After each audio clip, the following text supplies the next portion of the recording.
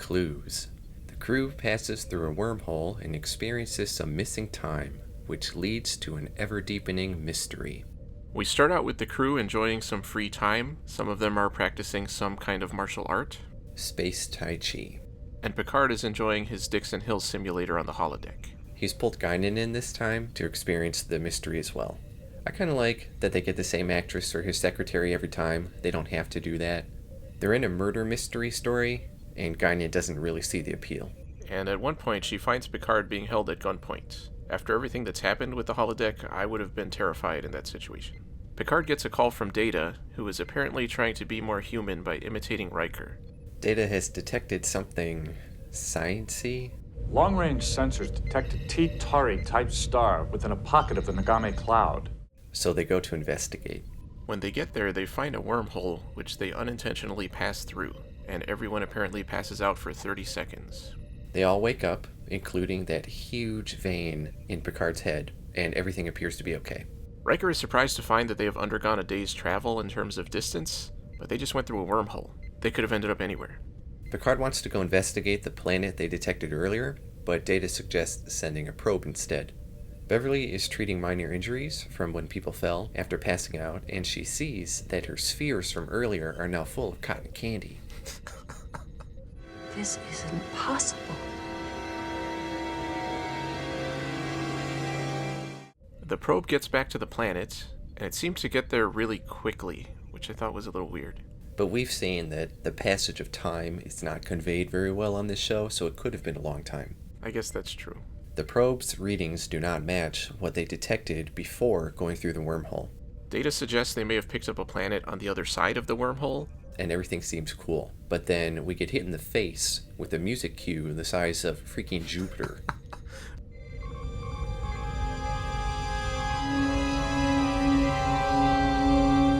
Beverly brings her cotton candy to Picard and tells him it has undergone a day's growth in the 30 seconds that they were supposedly unconscious. Data is still offering explanations, and Picard makes up some bullshit excuse to get him out of the room.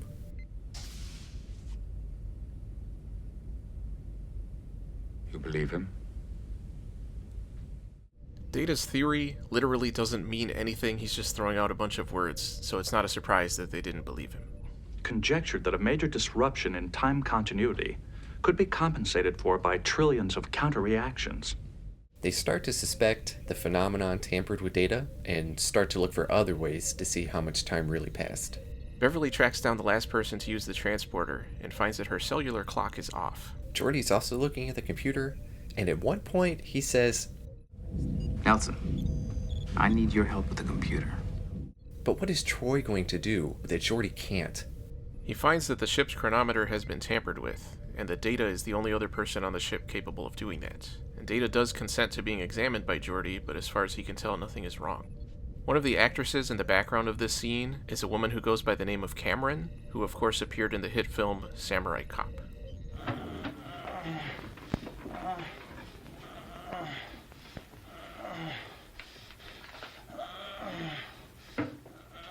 Geordi tells Picard he can't find anything wrong, but he says, Well, he still could be malfunctioning beyond my ability to detect it.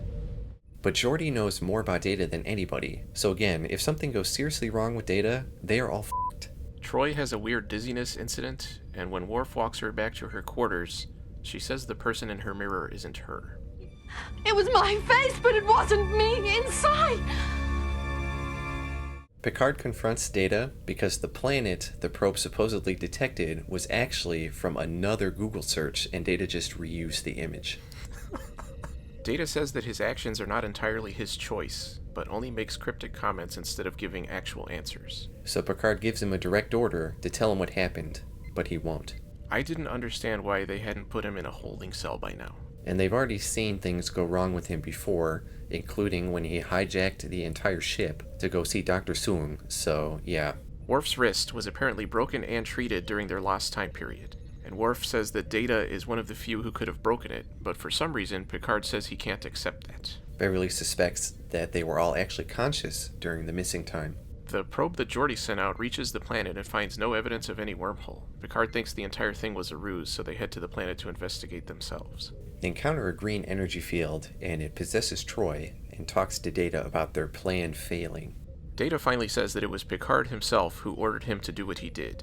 Gasp. And Troy comes to the bridge, and Data says the Paxons will take over the ship if they don't leave.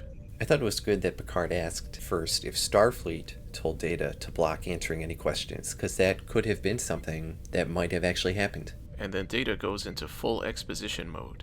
The Paxons are xenophobic, and the wormhole is actually a trap to keep everybody away. Then we get a flashback showing what really happened. When they initially encountered the Paxons, they possessed Troy, who somehow broke Worf's wrist without hurting her own hand, and said that the crew's knowledge of them was unacceptable. Picard immediately suggests a plan to erase everyone's short-term memories. I thought it was a very abrupt solution. He also orders Data never to reveal what has happened. And this was weird to me because the Paxons don't question this, even after Picard said he won't tell anybody, and they were like, no. We will never tell anyone of your existence. No. You will conceal your knowledge of the Paxons for as long as you exist. Satisfactory? Agreed.